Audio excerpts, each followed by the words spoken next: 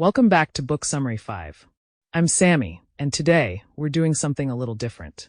Game of Thrones ended with Daenerys Targaryen dead, the Iron Throne destroyed, Sansa Stark crowned queen in the north, Arya sailing west, Jon Snow sent back to the Night's Watch, and Bran Stark, now the three-eyed raven, chosen to rule what remained of the Seven Kingdoms.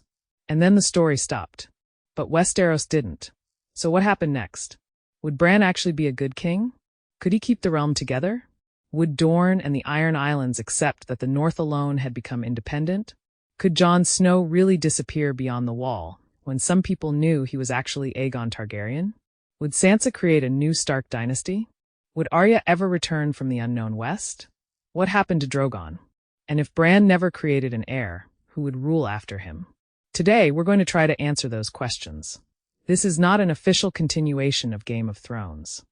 It is a speculative future built from what Game of Thrones, House of the Dragon, and the history of Westeros have taught us about power, succession, ambition, and the mistakes rulers keep making. And if we follow those patterns far enough, one thing becomes clear. Destroying the Iron Throne probably did not end the Game of Thrones. It simply changed the rules. Our story begins only weeks after Daenerys Targaryen's death. King's Landing is devastated. Thousands are dead. Entire neighborhoods have been destroyed. The Lannister regime has collapsed. The crown has spent years fighting wars, and many of the families that once maintained the political order of Westeros have either disappeared or been severely weakened. And there is an immediate problem that the final episode barely addresses. Daenerys is dead, but her armies are still there. Grey Worm and the Unsullied are preparing to leave Westeros. The Dothraki are more complicated. Thousands crossed the Narrow Sea because they followed Daenerys personally. Now their Khaleesi has been murdered, they are surrounded by strangers, and the people responsible for deciding the future of Westeros expect everyone to simply move on. Some Dothraki want revenge. Others want to return to Essos. Others begin following new leaders. The Great Khalasar starts fragmenting. And this becomes one of Tyrion Lannister's first problems as Hand of the King. Davos Seaworth helps negotiate ships for those who want to return east. Grey Worm wants guarantees that Jon Snow will never be allowed to rule. Northern soldiers want the foreign armies gone. King's Landing simply wants food and peace. Nobody wants another battle. And that, more than anything else, is Bran's first source of power. Not love. Not fear. Exhaustion. Westeros accepts Bran because nearly everyone who could fight another war has already spent years doing exactly that. Bran the Broken becomes king of the Six Kingdoms because for once, no one has the strength or appetite to start another war over the crown. But surviving the first few months is not the same thing as building a stable reign. Bran's greatest advantage is that he possesses almost none of the desires that destroyed the rulers before him. Robert Baratheon preferred pleasure to governing. Joffrey enjoyed cruelty. Cersei was consumed by power and by protecting her family. Daenerys became increasingly convinced that only she could decide what a better world should look like. And throughout the history we see in House of the Dragon, even capable rulers become trapped by dynasty, inheritance, pride, and the fear of what happens after they die. Bran appears to want almost nothing. No wealth. No glory. No great military reputation. No obvious family dynasty. That makes him extraordinarily difficult to corrupt. But it does not make him easy to understand. Because Bran is no longer simply Bran Stark. And one of the biggest mistakes people could make about his reign would be assuming that the three-eyed raven knows everything. He doesn't. Bran can see extraordinary things, particularly events in the past, but the series repeatedly suggests that he needs to know where to look. He did not automatically know every detail of Jon's parentage. Samwell Tarly had information Bran did not. At the end of the series, Bran still needs to search for Drogon. So Bran is not an all-seeing god. But politically, that might make him even more interesting. Because nobody knows exactly what he can see. Can he discover a secret meeting? Can he see who wrote a letter? Can he uncover a betrayal months after it was planned? Can he glimpse pieces of the future? Nobody really knows. And that uncertainty becomes a weapon. Every lord considering treason has to ask himself the same question. Does Bran already know? That does not eliminate conspiracy. But it changes the psychology of conspiracy. And beside Bran sits Tyrion. Bran understands history. Tyrion understands people. Bran can recognize patterns across generations. Tyrion knows how pride, fear, hunger, ambition, and humiliation actually move human beings. For the first several years, this partnership becomes the real center of government. Bran is the king. Tyrion runs the kingdom. And their first great task is reconstruction. King's Landing needs food. The crown needs money. Roads need to reopen. Soldiers need to return home. Fields need to produce crops instead of feeding armies. Refugees need somewhere to live. Veterans return to villages that have spent years without them. The great wars may be finished, but the people who survived them are still paying the bill. Then Bran faces his first major political contradiction. Sansa has declared the North independent. And sitting at the same council where Bran was chosen was Yara Greyjoy. Yara supported Bran before Sansa announced that the North would remain outside his kingdom. At first, she probably lets it go. The Iron Islands have also been devastated by war. Euron is dead. Their fleet has suffered enormous losses. Yara needs to rebuild. But months later, the question becomes unavoidable. Why does the North get independence? Daenerys had previously agreed to recognize Yara's claim to an independent Iron Islands. Daenerys is dead now, but Yara has not forgotten the promise. And neither has Dorne forgotten its own history. Dorne resisted Targaryen conquest longer than any of the great kingdoms. It maintained a powerful sense of identity long after the rest of Westeros had been conquered. If Sansa can leave, why should Dorne remain? Bran has a choice. He can try to force everyone back into the old structure. Or he can accept something that generations of rulers struggled to understand. Westeros may survive better if the crown stops trying to control everything. But Bran would probably not suddenly invent a modern democracy or turn Westeros into some kind of constitutional federation. That would feel strangely out of place in this world. Instead, I think Bran and Tyrion would begin renegotiating what loyalty to the crown actually means. Dorne receives formal guarantees over its laws and internal government. The Iron Islands gain broader control over their own affairs and waters. Other great houses demand protections of their own. The king remains king, but the obligations between crown and kingdom become clearer. Taxes, military support, trade, defense, justice between great houses. Over time, these agreements begin forming something closer to a new royal compact. Not democracy. Not yet. But perhaps the beginning of a Westeros in which kings rule by more than inheritance and fear. And here is a question worth asking. Would Bran actually go further? If he has access to centuries of failed kings, civil wars, and succession crises, would he eventually try to create something approaching representative government? Or would even the three-eyed raven conclude that Westeros simply is not ready for that? Personally, I think he would stop short of democracy and try to reform the monarchy instead. But you might see it differently. And while these arguments are happening among great lords, Bran develops another problem. Religion.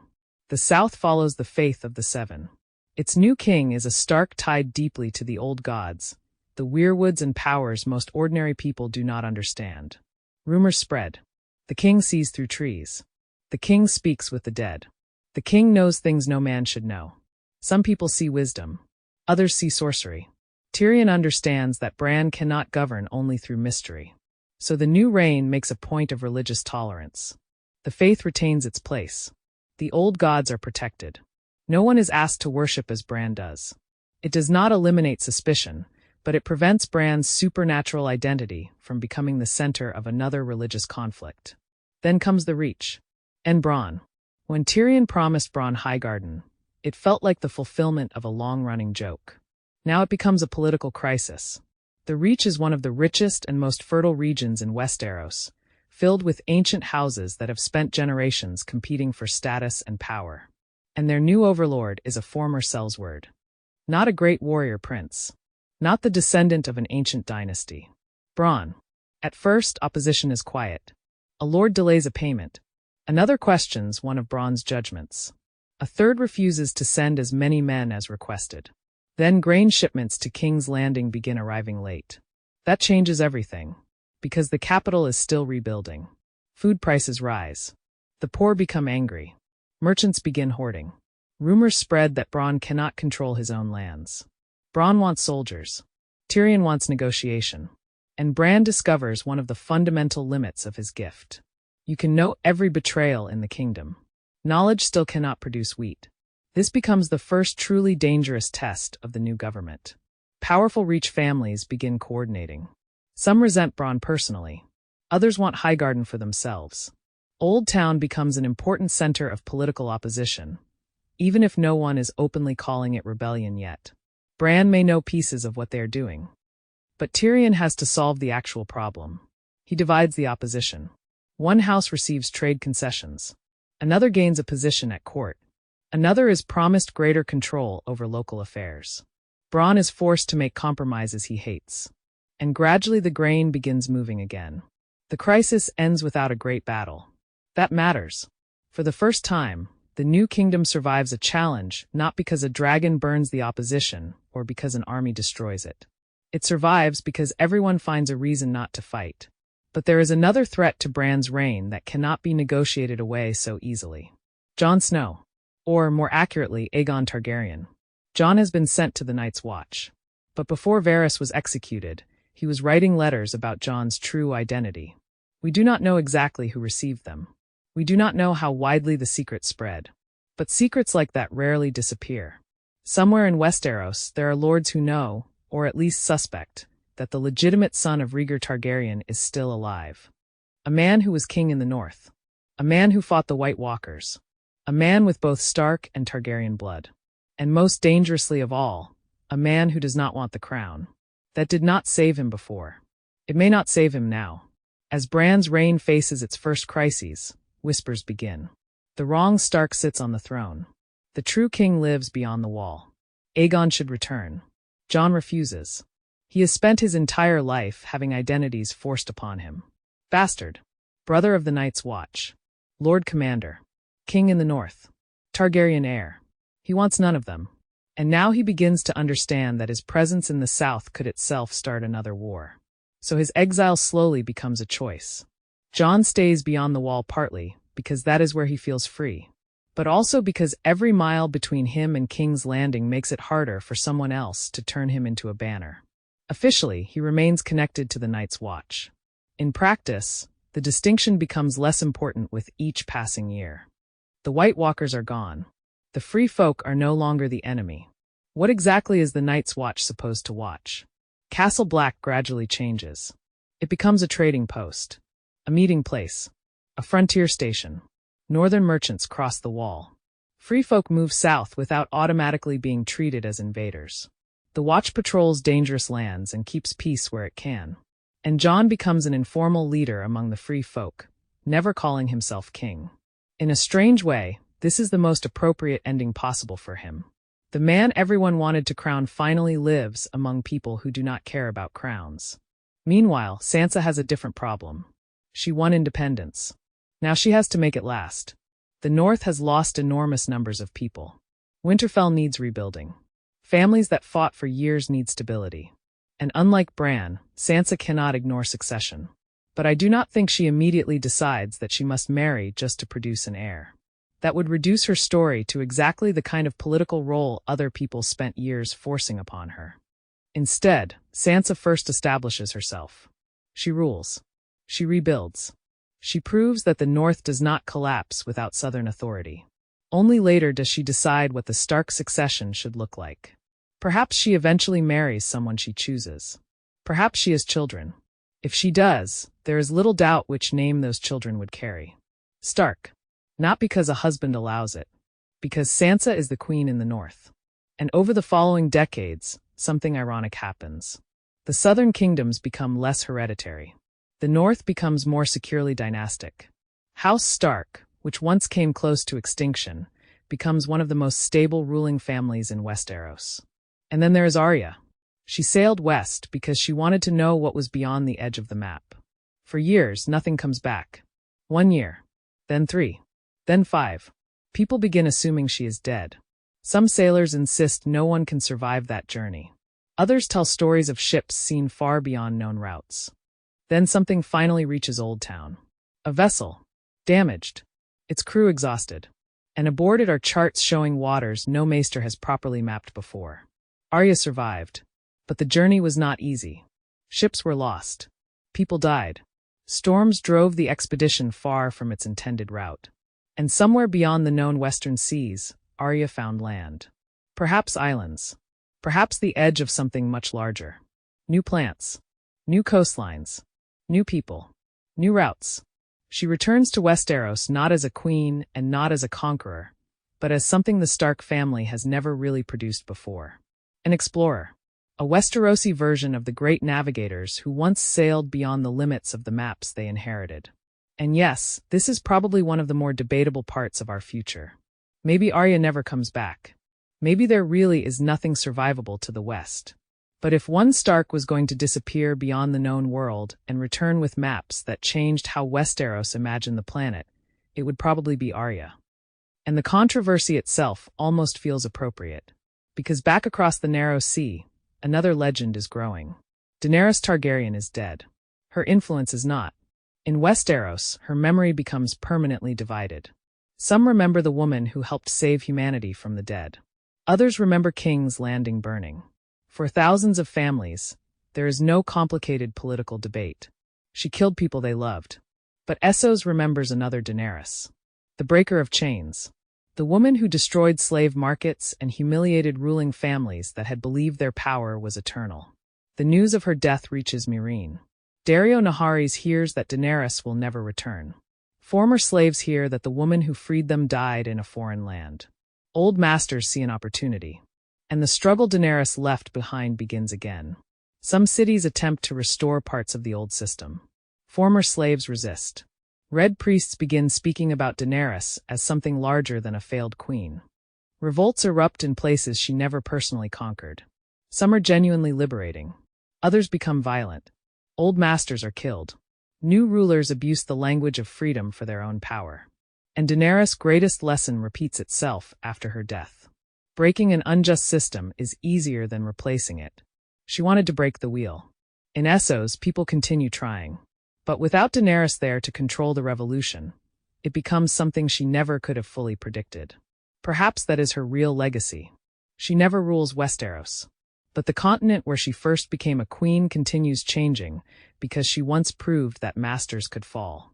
And somewhere beyond all of this is Drogon. Bran tries to find him. Sometimes there are rumors. A dragon seen near the ruins of Valyria. A vast shadow crossing the sea. Burned animals found hundreds of miles from any city. A merchant claims Drogon flew east. A priest claims the dragon guards Daenerys' resting place. No one ever proves anything. The last dragon slowly passes from politics into mythology. Years become decades. Bran's reign proves remarkably peaceful by the standards of Westeros. Not peaceful in an absolute sense. There are rebellions, assassination attempts, border disputes, religious tension, plots, bad harvests, political crises. But there is no second war of the Five Kings. No new dance of the dragons. No ruler burns another generation of Westeros to preserve a family claim. And yet Bran himself becomes increasingly difficult to understand. This is where Tyrion begins to worry. There are moments when Bran seems to know that something bad is coming and does not prevent it. A riot happens. A lord dies. A small rebellion begins. And afterward Bran explains that another outcome would have been worse. Tyrion starts asking questions that have no comfortable answer. If Bran can see possible consequences that ordinary people cannot, how much suffering is he allowed to tolerate in order to prevent something worse? If a king knows that 5 people must die to save 5,000, does that make the decision moral? And perhaps most disturbingly, how much did Bran already know before he became king? Tyrion never receives a complete answer. Bran is not a villain, but neither is he simply a wise, gentle king.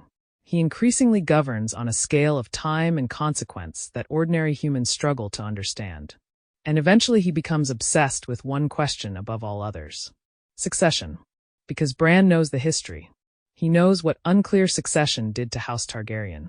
He knows how quickly competing claims become factions. How factions become armies. How arguments about legitimacy become wars.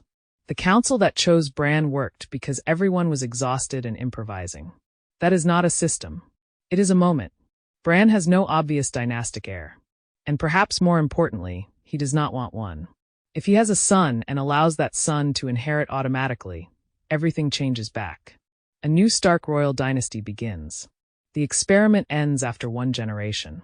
So Bran decides to test the system before his death. And this is important. He does not abdicate because he is old. He may still be relatively young. He abdicates because he understands that waiting until a king dies is exactly how succession crises begin. While Bran is still alive, still powerful, and still capable of intervening if everything collapses, he announces a great council. Harrenhal becomes the obvious setting, a place heavy with a history of dynastic politics. The great houses gather again. But this time Bran wants more than a one-time decision. The lords establish rules. Who can nominate a candidate? Who participates? How support is measured? What obligations the new king accepts? What powers remain with the great kingdoms? And one principle matters above all. The king's children do not automatically inherit. The crown belongs to no single family. Of course, the moment Bran tries to remove hereditary succession from the throne, every great family begins trying to control the election instead. Promises spread through Harrenhal. Marriage alliances appear overnight. Gold changes hands. Dorne demands guarantees. The Reach wants influence over trade. The Iron Islands want autonomy. The Vale wants stability. The Rivellins want one thing more than anything else. No war. Several candidates emerge. And one of them is Gendry Baratheon. Gendry is no longer the young blacksmith we knew. Decades have passed. He has governed Storm's End. He has made mistakes and survived them. And during his early years as Lord, one person becomes particularly important to him. Davos Seaworth. Davos understands Gendry in a way most nobles cannot.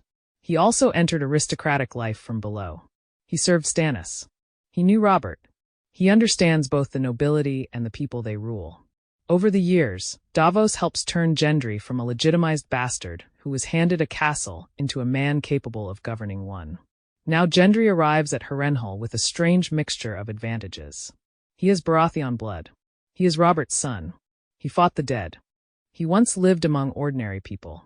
And he has decades of actual experience ruling. But his strongest argument is also his greatest weakness. He is the son of a king. Opponents immediately point out the contradiction. Did Westeros really abolish hereditary monarchy only to elect the son of a former monarch? If Gendry wins, is this truly a new system?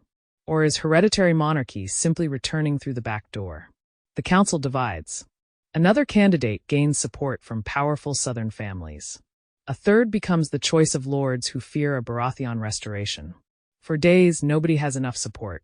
Then weeks. And finally, the Great Council comes dangerously close to proving Bran wrong. One faction refuses to accept the emerging result. Armed retainers gather. Messages are sent to castles. For the first time in years, armies begin preparing to move. Tyrion turns to Bran. Stop this. Bran refuses. If the only reason the new system works is because the three-eyed raven forces everyone to accept it, then nothing has actually changed. For once, Westeros has to solve a succession crisis without a dragon, without conquest, and without Bran deciding the answer. The lords negotiate. Davos moves between factions. Old enemies compromise. Dorne receives guarantees. The Iron Islands receive concessions. The Reach secures new protections for trade. And eventually enough houses agree to recognize the result. Gendry Baratheon is chosen. The bastard son of Robert Baratheon becomes king of Westeros. But not because Robert was king. At least, not officially. He becomes king because the great houses choose him. And there is something beautifully ironic about that. Robert Baratheon won his crown through rebellion. His supposed sons inherited it through blood. That succession helped destroy the kingdom. Now Robert's actual son receives the crown under a system built specifically to prevent blood alone from deciding who rules. Bran steps down.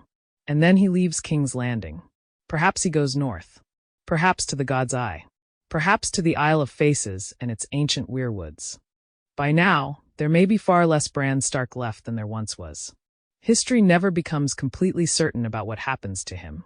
Some say Bran eventually dies. Others say the three-eyed raven simply disappears from the affairs of men. And for the first time, the system he created has to survive without him.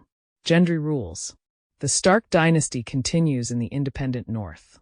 The wall becomes a frontier rather than a barrier. Jon grows older among the free folk, while occasional southern conspirators still whisper the name Aegon Targaryen. Arya's maps begin appearing in Old Town and other ports, inspiring new expeditions west. Essos continues struggling with the political earthquake Daenerys started. Drogon becomes a creature people argue about rather than one they actually see. Tyrion becomes an old man. And one day, during a celebration of the supposedly new Westeros, he notices something. A powerful lord is speaking quietly to Gendry's son. The boy is still young. The lord tells him that perhaps one day all of this will be his. The boy looks confused. My father says kings aren't born anymore. The lord smiles. And Tyrion understands immediately. Of course this would happen. Of course the son of a king would have supporters. Of course families would still arrange marriages. Of course houses would try to influence the next election. Of course wealth would buy loyalty. Bran changed the rules of the game. He did not change human nature. Daenerys tried to break the system by destroying the people who controlled it. Bran tried something different. He tried to build institutions that could survive whoever happened to control them. Perhaps that works better. Perhaps it lasts for generations. Perhaps eventually another family finds a way to turn elections back into dynasty. We cannot know. But that may be the most fitting future for Westeros. The Iron Throne is gone. The Targaryen dynasty is gone. The crown no longer automatically belongs to the king's children. The north is independent. The kingdoms have greater protection from the crown. The wall no longer separates two peoples who believe they must be enemies. Even the rules of succession have changed. But ambition has not. Families have not. Power has not. As long as there is a crown, someone will want it. As long as there are great houses, they will compete to control it. As long as people believe their family should rule, succession will never become completely peaceful. The Iron Throne can be destroyed. The rules can change. But the game itself never really ends. That is our speculative future for Westeros after Game of Thrones. Not an official continuation, but one possible answer to the question the series left behind. Would Bran really stop short of democracy, or do you think the three-eyed raven would eventually create something far more radical? Would Jon stay beyond the wall even if supporters tried to crown Aegon Targaryen? Do you think Arya would return with maps of new lands, or would her story disappear somewhere beyond the known world? And when Bran eventually gave up the crown, who would you choose to replace him? Gendry? Jon? Someone else entirely? Let me know your version in the comments. And if you enjoyed exploring the world of Game of Thrones with us, subscribe to Book Summary 5 for more books, stories, and ideas worth discovering. I'm Sammy. Thanks for listening, and I'll see you in the next one.